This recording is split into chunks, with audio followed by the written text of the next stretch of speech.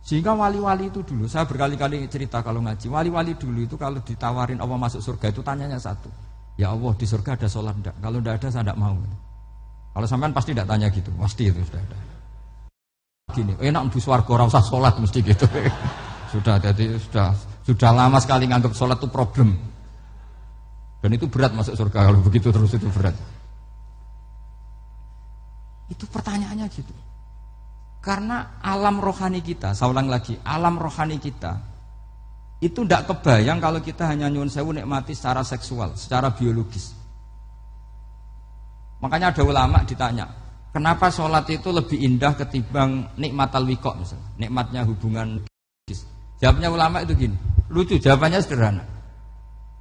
Nikmatnya kamu punya anak itu apa? Jawabnya ulama itu lucu.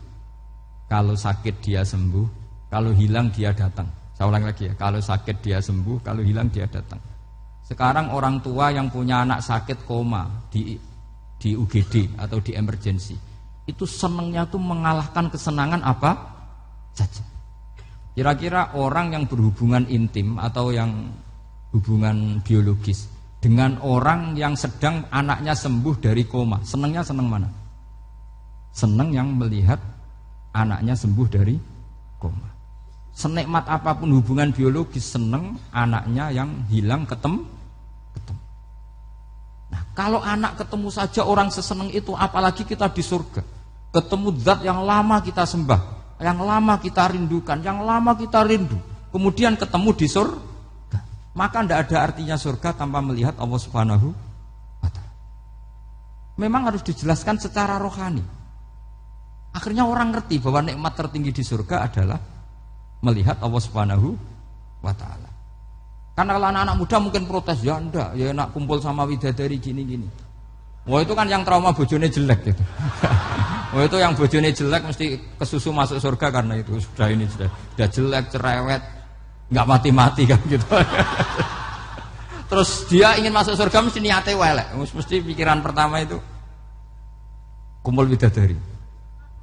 Tapi ada ulama yang bikin analogi tadi, misalnya istri kamu cantik, kemudian anak kamu sakit, koma. Hubungan dengan istri sama dengar berita anak kamu sembuh, seneng mana? Seneng anak sembuh. Sama anak yang hilang, seneng mana? Anak yang hilang ketemu. Maka terus ulama bisa menjelaskan itu. Kalau orang ketemu anaknya seseneng itu, apalagi ini ketemu Tuhannya yang bertahun-tahun disembah, kemudian tidak pernah melihat. Di surga itu nanti kita melihat Allah Subhanahu. Makanya Allah begitu bangganya mempromosikan surga. Surga itu apa? Surga itu wujuhu yauma idzin nadhirah ila rabbiha nadhirah, yaitu wajah-wajah berseri-seri dan melihat Allah. Itu tanpa dijelaskan seperti ini Anda akan janggal, enaknya di mana? Tapi setelah dijelaskan detail gini oleh ulama, maka kita akan tahu an-ni'matul uzma sing enggak ada perbandingannya adalah nikmat masuk apa? Surga karena melihat Allah Subhanahu wa ta'ala. Ya jadi saya berkali-kali pokoknya minta sekali, hadil umat harus umat yang rasional, terutama dalam mengemban tauhid. Karena tauhid ini yang disebut kalimah. Sampai Allah mengistilahkan kepada Nabi Ibrahim itu waja'alaha kalimatam baqiyatan fi aqibi. Kalimat tauhid adalah kalimat yang akan abadi di anak cucunya Nabi Ibrahim. Baik anak cucu yang karena gen mau anak cucu yang karena sebab, yaitu santri dengan kiai. Dan itu caranya gimana? Umat Islam jangan berhenti belajar mantek. Makanya di MGS, di Qudsiyah, di TBS semua pondok pasti ngajarkan mantek, di Bendan, ilmu logika. Itu tadi, kalau kamu tidak bisa menemukan tauhid dengan cara tadi, dengan cara al-alam mutaghayyir wa kullu mutaghayyir hadis la budda min bukhtis, paling tidak pakai ilmu yang dilakukan Rasulullah SAW. Itu masyhur itu. Saya sering cerita di mana-mana. Ada orang namanya Jubair bin Mut'im, Muhammad bin Jubair bin Mut'im. Itu dulu dia kafir. Dia orang pinter sampai dipasrai jadi negosiator untuk mengurus tawanan perang Badar yang ditawan Rasulullah SAW. Ketika datang di Medina, delalah pas maghrib, Nabi baca wattur wa kitabim mastur. Di antara ayat yang dibaca Nabi itu am khuliqu min ghairi syai'in. Masa manusia sebanyak ini kemudian mereka diciptakan oleh ketiadaan. Min ghairi syai'in itu oleh ketiadaan.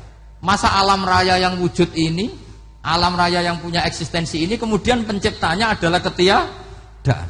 Padahal wal adamu la yakhluqu wa la yu'assiru wa la kadza wa kadza. Tentu sesuatu yang tidak ada itu tidak bisa dikatakan sebagai pencipta. Wong nggak ada, jadi faktor saja nggak mungkin, apalagi jadi pencipta. Itu Nabi habis sholat langsung beliau sungkeman, ya Muhammad, saat ini juga saya iman. Karena logika yang dibangun ayat yang kamu baca itu menghabiskan semua logika saya. Intinya logika tauhid itu akan mengalahkan semua teori non tauhid. Itu yang disebut bal naqdhifu bil haqqi 'alal batili fayadmaghuhu fa idza huwa zahid. Kebenaran tauhid itu akan menghancurkan kekuatan apa saja. Fayadmaghuhu itu di tafsir Tobari disebut dorbatan tasujud dimah. Satu pukulan sing sampai menjadikan otak itu hancur. Lainnya disebut damagho, dimah itu maknanya otak. Maka kamu jangan khawatir kalau Islam didiskusikan di Uni Soviet, didiskusikan di Kanada, didiskusikan di Korea. Pasti kalimat tauhid akan mengalahkan kalimatul batil. Pasti ja'al haqqu wa zahaqal batil. Innal batila kana zahuq. Tapi syaratnya kita harus kuat. Makanya saya ini senang sekali yang namanya ngaji itu saya senang. Karena saya tadi bercita-cita ingin jadi dosen setelah mati. Karena di dunia sudah tidak jadi apa? Dosen. Saya ingin seperti Imam Amudi. Pertama ketemu Allah, beliau disuruh ngajar malaikat tentang ilmu apa? Matematika yang mengarah ke tauhid. Jadi diajarkan. Kamu tahu angka 2, angka 3, angka 4, semuanya bersumber dari angka 1. Berarti semuanya berawal dari 1. Gak tahu setelah itu malaikatnya dites lagi apa enggak tahu. Pokoknya pas itu malaikat ya paham semua. Oke. Kayak apa hebatnya umat Rasulullah Shallallahu Alaihi Wasallam? Karena akalnya kuat. Sehingga kita harus kuat.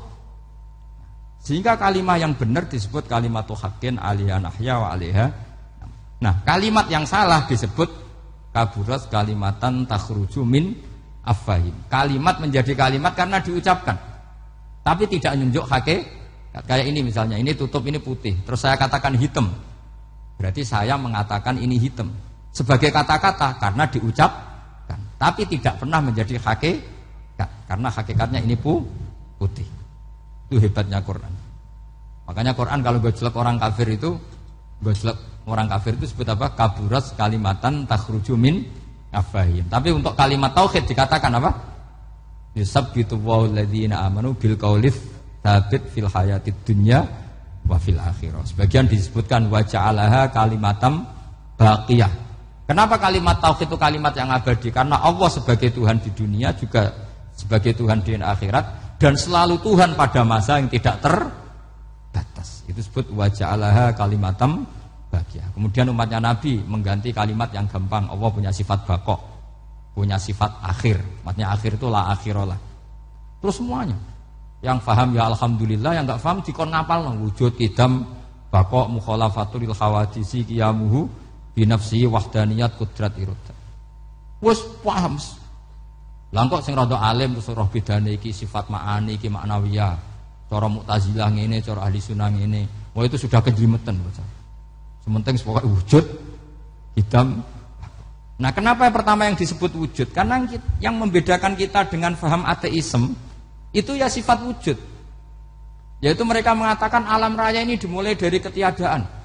Wah itu akal mana saja itu nggak bisa nerima, masa ketiadaan menciptakan sesuatu yang ada.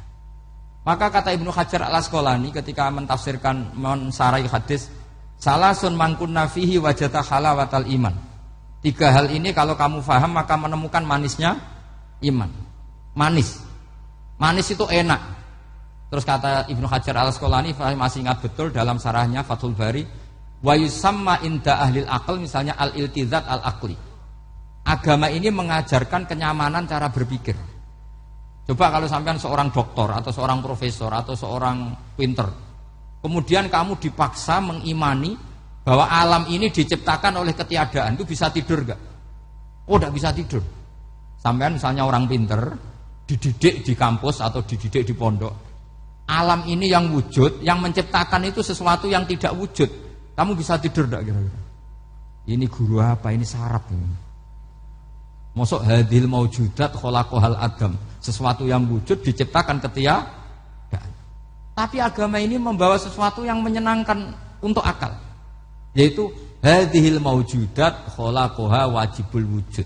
Maujudat yang wujud ini diciptakan super maujud, yaitu oleh bahasa pondok disebut wajibul wujud. Kan terus seneng.